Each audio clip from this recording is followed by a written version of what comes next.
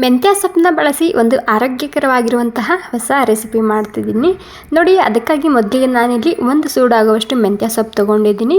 ಕ್ಲೀನಾಗಿ ತೊಳ್ಕೊಂಡು ಕಟ್ ಮಾಡಿ ಇಟ್ಕೊಂಡಿನಿ. ಇಲ್ಲಿ ಮಿಕ್ಸಿಯಲ್ಲಿ ಒಂದು 3 ಟೊಮೆಟೊ ಮತ್ತು ಒಂದು 3 ಈರುಳ್ಳಿ ಸಣ್ಣದಾಗಿ ಕಟ್ ಮಾಡ್ಕೊಂಡು ಹಾಕ್ಕೊತಿದ್ದೀನಿ.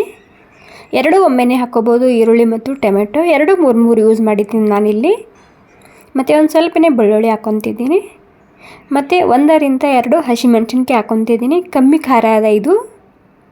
ರುಚಿಗೆ ತಕ್ಕಷ್ಟು ರೆಡ್ ಖಾರದ ಪುಡಿ ಹಾಕ್ತಿದ್ದೀನಿ.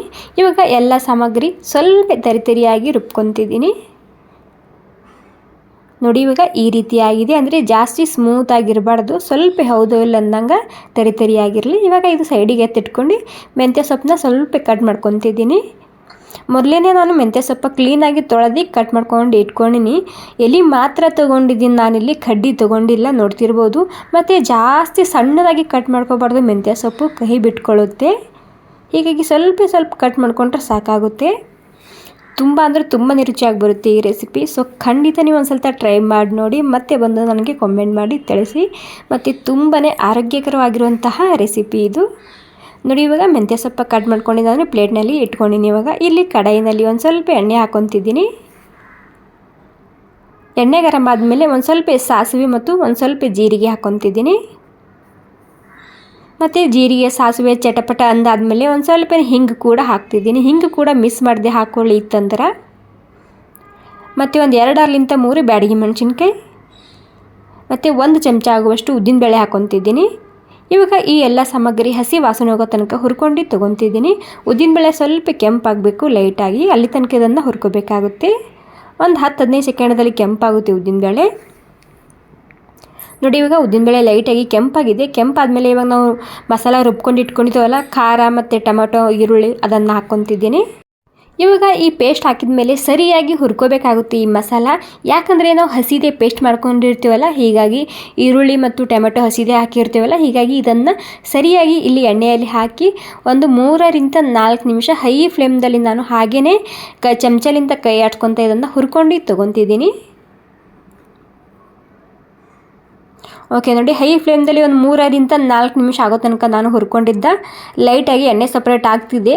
ಇವಾಗ ಇನ್ನಷ್ಟು ಇದನ್ನು ನಾನು ಹುರ್ಕೊಂಡು ತೊಗೊತಿದ್ದೀನಿ. ಒಂದು 2 ರಿಂದ 3 ನಿಮಿಷ ಇದನ್ನು ಸ್ಲೋ ಗ್ಯಾಸ್ನಲ್ಲಿ ಅಥವಾ ಎಣ್ಣೆ ಸಪ್ರೇಟ್ ಆಗೋ ತನಕ ಇದಕ್ಕೆ ಮುಚ್ಚಿಡ್ತಿದ್ದೀನಿ ನೋಡಿ. ಇವಾಗ ಎಣ್ಣೆ ಸಪ್ರೇಟ್ ಆಗಿದೆ. ಸುಮಾರು ಒಂದು 3 ನಿಮಿಷ ಆಗೋ ತನಕ ನಾನು ಸ್ಲೋ ಗ್ಯಾಸ್ನಲ್ಲಿ ಮುಚ್ಚಿಟ್ಟಿದ್ದ. ನೀವು ನೋಡ್ತಿರ್ಬೋದು ಎಷ್ಟು ಸರಿಯಾಗಿ ಎಣ್ಣೆ ಸಪ್ರೇಟ್ ಆಗಿದೆ ಅಂತೇಳಿ. ಇವಾಗ ಒಂದು ಸ್ವಲ್ಪ ಮಿಕ್ಸ್ ಮಾಡ್ಕೊತಿದ್ದೀನಿ. ಮಿಕ್ಸ್ ಮಾಡ್ಕೊಂಡು ಇದಕ್ಕೆ 1 ಚಮಚ ಆಗುವಷ್ಟು ಧನಿಯಾ ಪೌಡರ್ ಹಾಕ್ಕೊತಿದ್ದೀನಿ, ಅಂದರೆ ಕೊತ್ತಂಬರಿ ಬೀಜದ ಪೌಡರ. ಮತ್ತು ಸ್ವಲ್ಪ ಅರಿಶಿಣ ಹಾಕ್ಕೊತಿದ್ದೀನಿ. ಮತ್ತು ರುಚಿಗೆ ತಕ್ಕಷ್ಟು ಉಪ್ಪು ಹಾಕ್ಕೊತಿದ್ದೀನಿ. ಇವಾಗ ಈ ಎಲ್ಲ ಮಸಾಲ ಮತ್ತೆ ಒಂದು ಸ್ವಲ್ಪ ಮಿಕ್ಸ್ ಮಾಡ್ಕೊತಿದ್ದೀನಿ ನೋಡಿ. ಎಷ್ಟು ಸರಿಯಾಗಿ ಕಾಣ್ತಿದೆ ಅಲ್ವಾ ನಮ್ಮ ಮಸಾಲ. ಇವಾಗ ಎಲ್ಲ ಮಸಾಲ ಮಿಕ್ಸ್ ಮಾಡ್ಕೊಂಡಾದ್ಮೇಲೆ ಮೆಂತ್ಯ ಸೊಪ್ಪು ಹಾಕ್ಕೊತಿದ್ದೀನಿ.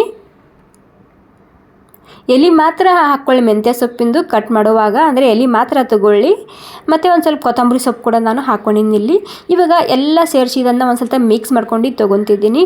ಉಪ್ಪು ಇದರಲ್ಲಿ ಕಮ್ಮಿನೇ ಹಾಕ್ಕೊಳ್ಳಿ, ಇದರಲ್ಲಿ ಮೆಂತ್ಯ ಸೊಪ್ಪು ಕರಗುತ್ತೆ ಅಲ್ವಾ, ಹೀಗಾಗಿ ಸಬ್ಜಿ ಕಮ್ಮಿ ಆಗುತ್ತೆ ಇದು ನೋಡಿ. ಒಂದು 2 ನಿಮಿಷ ನಾನು ಹೈ ಫ್ಲೇಮ್ದಲ್ಲಿ ಮಿಕ್ಸ್ ಮಾಡ್ಕೊಂಡಿನಿ. ಮೆಂತ್ಯ ಸೊಪ್ಪು ಎಲ್ಲ ಕರಗಿದೆ, ಸ್ವಲ್ಪೇ ಆಗಿದೆ. ಹೀಗಾಗಿ ಮೆಂತ್ಯ ಸೊಪ್ಪನ್ನ ನೀವು ಜಾಸ್ತಿನೇ ಹಾಕ್ಕೋಬೋದು ಇದರಲ್ಲಿ. ಇವಾಗ ಎಲ್ಲ ಸೇರಿಸಿ ಮಿಕ್ಸ್ ಮಾಡ್ಕೊಂಡಾದ್ಮೇಲೆ ಇದಕ್ಕೆ ಒಂದು 3 ನಿಮಿಷ ಮತ್ತೆ ಇದನ್ನು ಮುಚ್ಚಿಡ್ತಿದ್ದೀನಿ. ಮತ್ತು ಜಾಸ್ತಿ ಹೊತ್ತು ಕೂಡ ಕುದಿಸ್ಬಾರ್ದು, ಮೆಂತ್ಯ ಸೊಪ್ಪು ಕಹಿ ಬಿಟ್ಕೊಳ್ಳುತ್ತೆ. ಹೀಗಾಗಿ ಒಂದು 3 ರಿಂದ 4 ನಿಮಿಷ ಸ್ಲೋ ಗ್ಯಾಸ್ನಲ್ಲಿ ಮುಚ್ಚಿಟ್ಟಿದ್ದ ನಮ್ಮ ರುಚಿಯಾಗಿರುವಂತಹ ಆರೋಗ್ಯಕರವಾಗಿರುವಂತಹ ಮೆಂತ್ಯ ಸೊಪ್ಪಿನ ಸಬ್ಜಿ ತಯಾರಾಗಿದೆ. ಬಿಸಿ ಬಿಸಿ ಅನ್ನಕ್ಕಂತೂ ತುಂಬಾ ರುಚಿಯಾಗಿರುತ್ತೆ ಈ ರೆಸಿಪಿ. ಮತ್ತು ಅನ್ನಕ್ಕೆ ಅಷ್ಟೇ ಅಲ್ಲ, ಚಪಾತಿಗೆ ರೊಟ್ಟಿ ಕೂಡ ಈ ಮೆಂತ್ಯ ಸೊಪ್ಪಿನ ಪಲ್ಯನ ತಿನ್ಬೋದು. ಮುಂಜಾನೆ ಬ್ರೇಕ್ಫಾಸ್ಟಿಗೆ ಟಿಫಿನ್ ಬಾಕ್ಸ್ಗೆ ಎರಡಕ್ಕೂ ಸೂಪರಾಗಿರುತ್ತೆ ಈ ರೆಸಿಪಿ. ಸೊ ಖಂಡಿತ ಒಂದು ಸ್ವಲ್ಪ ಟ್ರೈ ಮಾಡಿ ನೋಡಿ. ನಮ್ಮ ರುಚಿಯಾಗಿರುವಂತಹ ಮೆಂತ್ಯ ಸೊಪ್ಪಿನ ಪಲ್ಯ ನಿಮಗೆ ಸ್ವಲ್ಪನಾದರೂ ಇಷ್ಟ ಆಗಿದರೆ ಒಂದು ಲೈಕ್ ಮಾಡಿ. ಹಾಗೆ ನೀವು ಕೂಡ ಮಿಸ್ ಮಾಡದೆ ಒಂದು ಸ್ವಲ್ಪ ಟ್ರೈ ಮಾಡಿ ನೋಡಿ, ಸಖತ್ ರುಚಿಯಾಗಿ ಬರುತ್ತೆ. ಬಿಸಿ ಬಿಸಿ ಅನ್ನದ ಜೊತೆಗೆ ಮೇಲೆ ಒಂದು ಸ್ವಲ್ಪ ತುಪ್ಪ ಹಾಕ್ಕೊಂಡು ಮತ್ತು ಈ ಪಲ್ಯ ಹಾಕ್ಕೊಂಡು ತಿಂದು ನೋಡಿ. ಮತ್ತೆ ಖಂಡಿತ ಮಾಡೇ ಮಾಡ್ತೀರಾ ನೀವು ಒಂದು ಸ್ವಲ್ಪ ಟೇಸ್ಟ್ ಮಾಡಿ ನೋಡಿದರೆ. Okay friends, thank you so much. ಸಖತ್ ರುಚಿಯಾಗಿ ಬಂದಿದೆ. ಖಂಡಿತ ಒಂದು ಸ್ವಲ್ಪ ಟ್ರೈ ಮಾಡಿ ನೋಡಿ, ಮನೆಯಲ್ಲಿ ಎಲ್ಲರಿಗೂ ತುಂಬಾ ಇಷ್ಟ ಆಗುತ್ತೆ. Thank you.